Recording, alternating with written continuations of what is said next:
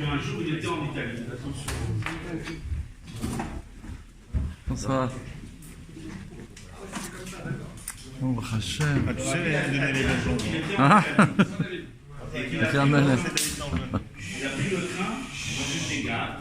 Et le rabbi te racontait qu'en général, les trains italiens ne sont pas, je parle à l'époque, peut-être aujourd'hui aussi, ne sont pas connus pour leur précision, on va dire, exceptionnelle. Yamin. Une heure, c'est pas forcément une heure. Un peu comme on veut. On a quelque chose d'italien. Et le rabbi te racontait qu'un jour, il est arrivé à la gare Et comble, si on peut dire, il n'y a pas de hasard, mais comble du hasard, le train était là. Le train était prêt, la locomotive chauffée, les wagons étaient déjà là, et les gens rentraient dans le train avant l'heure du départ. Ils étaient installés, il y avait les voyageurs, les valises étaient déjà placées, chacun était déjà installé. Et là, quelque part, le rabbi dit, je ne reconnais pas l'Italie. A priori, ça ne ressemblait pas à l'Italie. Le train était prêt, tout est prêt, etc. Comme ça, le rabbi raconte. Le rabbi dit, mais vous allez voir qu'en vérité, l'Italie restait l'Italie. À l'heure précise, mais vraiment à l'heure précise, la locomotive a commencé à faire chauffer son moteur et elle a démarré. Extraordinaire. Sauf que, on a dit, on est en Italie. Et il y a eu un oubli. Ils ont oublié d'attacher la locomotive au wagon. Le rabbi a raconté cette histoire, il a rigolé. Il a dit, c'était une scène étrange. La locomotive ne s'est rendue compte de rien du tout, elle a commencé à avancer. Fièrement, à l'heure. Les wagons n'ont pas senti qu'il y avait eu un problème, ils étaient là, les gens étaient dans les wagons, tranquilles. Le rabbi a dit, tout était là, les wagons étaient remplis, les voyageurs étaient déjà chacun à leur place, les valises posées sur les coffres, les gens ils étaient prêts à partir, tout était là, tout était prêt, il manquait rien du tout. Mais la locomotive n'était pas attachée avec les wagons. Symbole de la désordination. Le rabbi a rigolé, et le rabbi a dit, quel est l'enseignement qu'on peut tirer de cela? Le rabbi dit, des fois, un juif qui est comme un wagon, il peut tout avoir. Sa tfila, extraordinaire. Son limoud à Torah, pareil. Les mitzvot, exceptionnels. Il y a tout. Il peut y avoir des fois un juif qui est comme un wagon avec rempli de tout. Tout est prêt, tout est de soudard. Mais le wagon n'est pas attaché à la locomotive. On n'est pas attaché au rabbi. Si on n'est pas attaché avec la tête, alors le wagon il peut rester à quai. On peut rester sur place et ne pas avancer. Le rabbi nous demande et il nous dit de s'attacher avec la locomotive. Tu n'es pas attaché avec la locomotive, tu peux avoir plein de qualités mais tu restes à quai. Le train il ne bouge pas. Par contre quand tu es attaché à la locomotive, là tu peux avancer. C'est pour ça qu'on a besoin d'un rabbi. C'est un manque aussi dans la locomotive, bien sûr.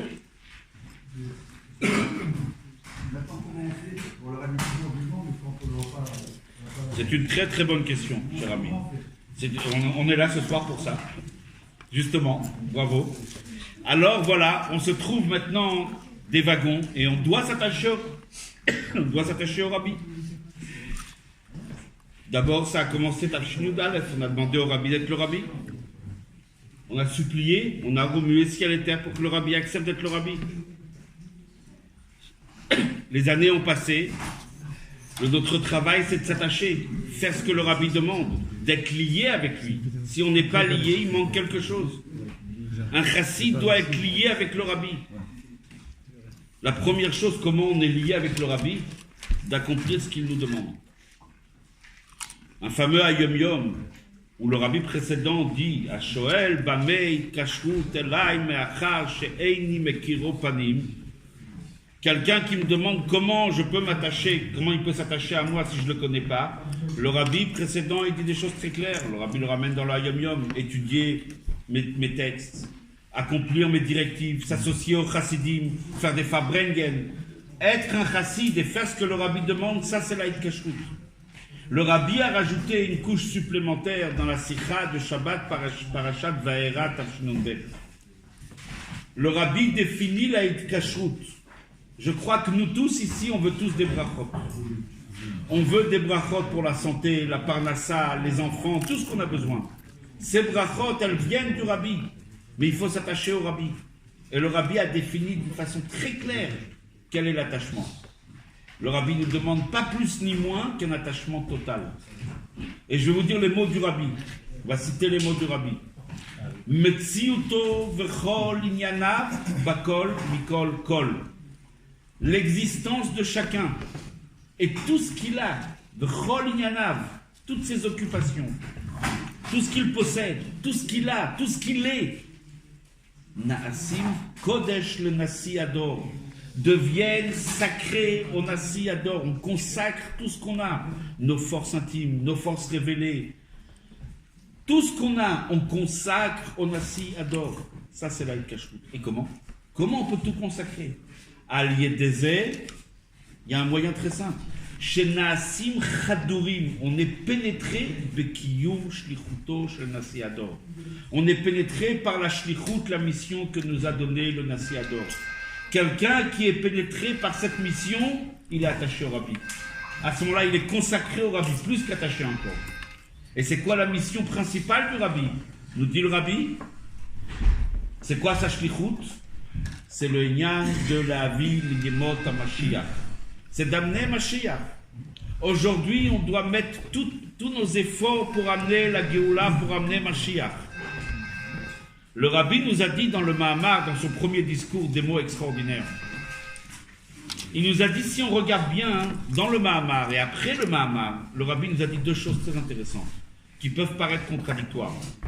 D'un côté, le Rabbi a demandé une kashrut, qu'on s'attache au Rabbi sans poser de questions.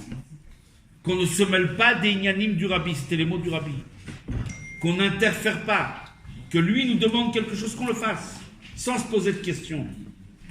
De l'autre côté, le Rabbi nous dit, le travail chez Lubavitch, c'est pas comme dans certains autres milieux, des milieux importants, Chashuvim, d'autres Chassidim, où le tzaddik fait tout le travail, si on peut dire, il mâche le travail aux Chassidim, qui n'ont qu'à suivre. Le Rabbi dit, chez Chabad, c'est pas comme ça. Vous allez faire le travail et nous, on va essayer de vous aider. On a vu en 70 ans d'années de Siout du Rabbi, ce que veut dire on va essayer de vous aider. On a bien vu ce que ça veut dire. Ce que le Rabbi, il essaye d'aider, on sait ce que ça veut dire. Récemment, j'ai vu dans une vidéo un sipou, que j'ai eu la confirmation par la personne, une histoire qui m'a profondément marqué. Et peut-être je conseille à chacun de se raconter cette histoire. Un jour, même il faut que fasse le Mashpia de Kfar Chabad m'avait dit une fois, m'a donné une indication avant la tfila. Pas toujours on peut étudier un Mahamar Chassidut, et même quand on peut, avant la tfila, peut-être de se raconter une histoire. Et le conseil qu'il m'avait donné, c'est raconte-toi toujours la même histoire. Alors c'est une histoire que depuis quelques semaines que je l'ai vue, j'essaye de me la raconter. C'est une histoire qui est très forte, très très forte. Il y a un juif qui s'appelle Shmuel HaKohen Rodal. C'est un shliach du Rabbi dans la ville de Milan en Italie, décidément avec l'Italie, je ne sais pas ce qu'il y a aujourd'hui, mais bon, c'est comme ça. Le Rav Rodal 1, il y a seulement un sens. Le Rav Rodal, il est shliach du Rabbi à Milan. Le Rav Rodal, d'origine, il vient de Montréal, du Canada. Quand il était Bachour, il était étudiant dans les années 60, il est parti étudier à Kfar Chabad. À l'époque, le mashpia de la yeshiva, ce n'était pas encore Reb Mendel Futterfass, c'était Reb Shlomo Chaim Kesselman. Raconte le Rav Rodal. J'ai vu le témoignage en vidéo direct. L'histoire, il l'a raconté. Qu'un matin, il arrive dans la yeshiva, dans le Beit HaMidrash, et tout d'un coup, il a des pensées étranges dans la tête. Il commence à douter. Il a un affaiblissement dans la foi, dans la émouna. Est-ce que véritablement existe, pas existe? Il ne sait plus quoi faire. Il va mettre les tefilines, il ne sait pas pourquoi il va les mettre. Bon, il a vite fait le tour de la question, il s'est dit, vaut mieux que je mette les tefilines, parce que si Akadosh Baruch Hu existe, alors au moins j'ai mis les tefilines. Si je laisse passer une journée où je ne mets pas les tefilines, c'est grave. Et puis si Chas v'Shalom non, c'est les mots qu'il a dit, j'aurais rien fait de mal. Il n'y a rien de grave, c'est pas grave, j'ai mis des lanières, il n'y a rien de mal.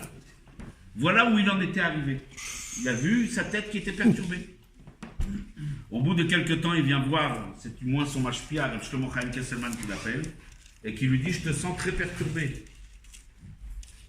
Il lui dit, il lui fait part de ses doutes, il lui fait part de ses sfekot dans la Emouna. Reb Shlomo Chaim Kesselman lui dit, écris au Rabbi. Alors Makom, tout de suite, il va dans sa chambre, et il écrit au Rabbi. Et il dit, le temps passe, les semaines passent, pas de réponse du Rabbi. 6 mois ont passé, aucune réponse du Rabbi. 1 an a passé, je n'ai toujours pas reçu de réponse du rabbi. Je me suis dit que le rabbi avait sûrement, comme on dit, d'autres choses à faire. Et en français, d'autres chats à fouetter, c'est pas vraiment le rôle du rabbi. Mais le rabbi a d'autres choses à faire, sûrement plus importantes que mes doutes que j'ai dans la tête. Et peut-être le rabbi ne veut pas me répondre. Peut-être que le rabbi, je ne sais pas, il a commencé à se poser des questions. Un beau matin, il arrive dans le Beit HaMidrash, comme d'habitude depuis 1 an. Il fait la bracha des tzitzit, il fait la bracha des tfilin, sans chaleur particulière. Et là, tout d'un coup, il a une pensée qui lui tombe dans la tête. Mais à la makom, tout de suite. Il regarde cette tzitzit, mais comment je peux douter? Il sent un Kadosh Baruch Hu dedans. Il dit, mais comment je peux douter? Il prend cette tzitzit, il les embrasse. Quand il raconte cette histoire, vous pouvez retrouver la vidéo, elle est sur Internet, chacun peut la retrouver. Il se met à pleurer quand il raconte cette histoire. 60 ans plus tard, il pleure en racontant cette histoire. Il dit, j'ai pris mes tzitzit, tout d'un coup, je me suis dit, mais comment j'ai pu pendant 1 an douter? Mais bien sûr que Dieu est là. Dieu, il est partout, il est dans mon tzitzit, il est dans mes tefilines. Et tout d'un coup, il s'est mis à faire une tefila. Tout d'un coup, la foi lui est revenue, la chaleur. Il a commencé à prier d'une façon exceptionnelle. Son mashpia, bien sûr, le Rav Shlomo Chaim Kesselman, n'a pas manqué, n'a pas, comme on dit, loupé cet instant.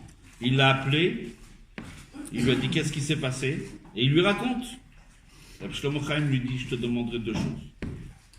La première, écris tout de suite au rabbi. La deuxième, ce soir, après les études, je t'invite à venir chez moi à la maison pour discuter, comme on dit, seul, tête à tête, et pour prendre le thé avec moi. Bon, il écrit au rabbi, et le soir, il va chez son maître, Rabbi Shlomo Chaim Kesselman. Il lui sert un thé, et il lui dit, Rabbi Shlomo Chaim, regarde, il lui amène une boîte, une grosse boîte, il ouvre la boîte, il lui dit, voilà, je reçois tous les mois, minimum, tous les mois, une lettre du rabbi. Parce que j'écris au rabbi chaque mois sur la situation de chaque élève de la yeshiva. Comment chaque élève se porte, matériellement, spirituellement, comment il avance. J'écris au rabbi. Et je reçois des réponses très claires du rabbi, des conseils. Le rabbi me dit, regarde la lettre que j'ai reçue il y a 1 an.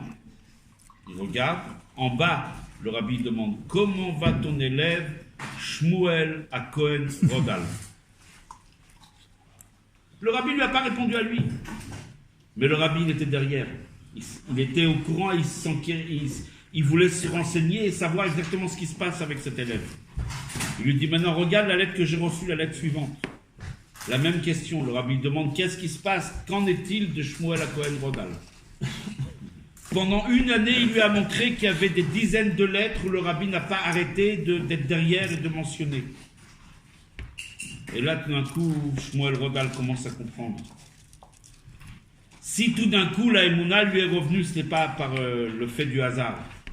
Le rabbi était derrière et le rabbi lui a tout donné. Le rabbi ne voulait pas se montrer sur le devant de la scène. Le rabbi voulait que ça vienne de lui-même. C'est ce que le rabbi a dit au moment de Yud Shvat. Nous, on va essayer de vous aider. Faites-vous le travail. Ne croyez pas que je vais le faire à votre place. Nous, on va essayer d'aider. Le rabbi a essayé d'aider. Et il n'a pas seulement essayé. Shmuel à Cohen Rodal est arrivé un jour après 1 année et il s'est mis tout d'un coup avec une chaleur extraordinaire à prier et à étudier. La première partie de l'histoire s'arrête là. Quelque temps plus tard, Shmuel Rodal termine ses études à Kfar Chabad. Et à ce moment-là, il s'interroge sur son avenir. Son père, qui habitait Montréal, rentre chez le rabbi en Yechidout. Le rabbi lui demande comment il va ton fils. Il dit, Baruch Hashem, il a fini la yeshiva. On était quelques semaines avant la guerre des 6 jours, 1967, Tafshin Chavzaïn. Il lui demande comment il va ton fils. Justement, dit le père de Shmuel Rodal, j'ai un projet pour lui pour l'année prochaine. Vu qu'il a fini la yeshiva, je voudrais qu'il continue à étudier un petit peu encore. Donc, demi-journée, il va s'inscrire dans un programme de limoud, dans une yeshiva. Et l'autre demi-journée, je voudrais l'introduire dans mon business. Il avait un magasin, il avait un commerce. Je voudrais lui apprendre pour avoir une parnassa, pour avoir une situation. Le rabbi le regarde et il lui dit des mots comme ça. Je vais les dire en yiddish. Mi rabun gelekt, Nous avons investi les plus grands efforts, comme ça le Rabbi dit, pour que Shmuel à Cohen Rodal soit comme il se doit d'être. Le Rabbi dit, j'ai mis tous les plus grands efforts. Autrement dit, le Rabbi révèle que c'est lui qui a tout fait. Et tout ça pour investir ça dans le business et quitter le monde de l'Imoud Torah, même partiellement. Ça, c'est l'histoire. Shmuel Rodal, pendant un an, il n'a pas de nouvelles du Rabbi.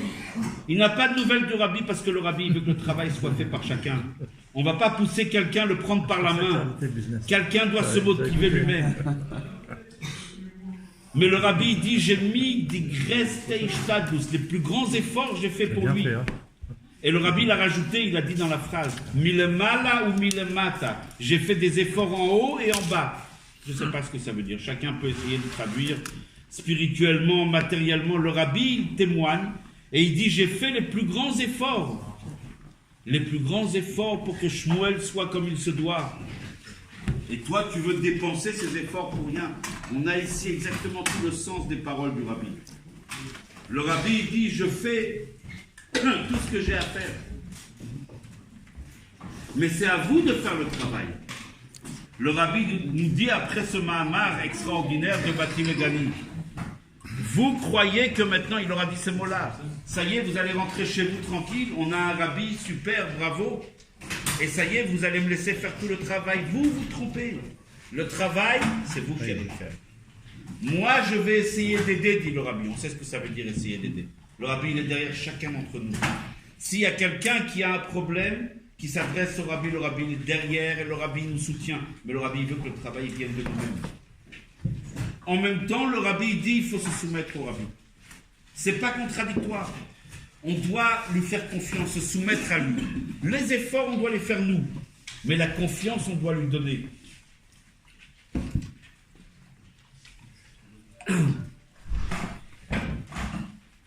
Il y a un sipour extraordinaire. Une histoire vraiment extraordinaire. J'adore cette histoire. Le Chaim. Chaim Nitri.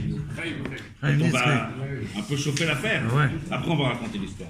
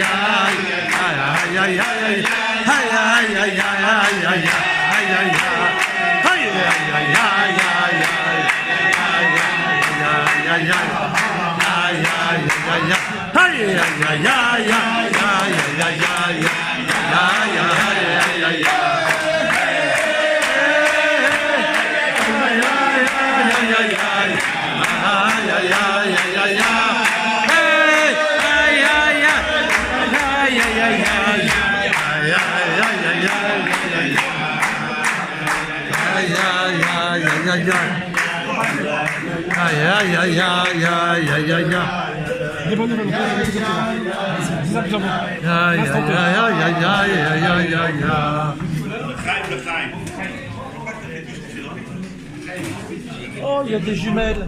Bon, le fabricant a commencé. On peut dire que le fabricant a réellement commencé. Vous racontez un Chaim Nitri. Vous avez Tarpanoun à Milkraïm, il a dit oui. Ah bon? Mais hier, vous fait, on fait pas, je sais pas. Ah, tu parles demain ou aujourd'hui, je pense. Ah non, non, à partir de Moi, j'ai pas fait. On fait plus. à raconter au samedi une histoire qui lui était arrivée quand lui, il était élève chez le Baal Shem Tov. Le Maguid de Bezin, chez le successeur du Baal Shem Tov. Maguid. Et il a raconté quand lui, il était jeune, une histoire chez le Baal Shem Tov. C'était un Shabbat. Le Baal Shem Tov était quelque part avec ses talmidim, qu'on appelle la Chevaya Kadisha. Et à l'issue du Shabbat, ils n'avaient même pas à peine fait Abdallah. Ils étaient juste à peine après le Shabbat de sorti. Après l'Abdallah, une femme malheureuse est entrée. Et elle s'est mise à pleurer. Elle a dit au Baal Shem Tov, Rabbi, je dois marier ma fille, j'ai pas d'argent. Baal Shem Tov l'a regardé avec beaucoup de rahmanout. Il a dit, combien tu as besoin? Il a dit la somme qu'elle a besoin. Baal Shem Tov, il a demandé au Talmidim, mettez la main à la poche. C'est pas une expression, c'était réel. Et sortez tout ce que vous avez, mettez sur la table. Talmidim, ils ont mis la main à la poche et ils ont mis sur la table. Baal Shem Tov, il a demandé compter l'argent. Ils ont compté, il y avait exactement la somme qu'elle avait demandé. Je profite, je rebondis. Il y a un juif qui est parmi nous, qui a des problèmes pour payer son loyer, on connaît très bien.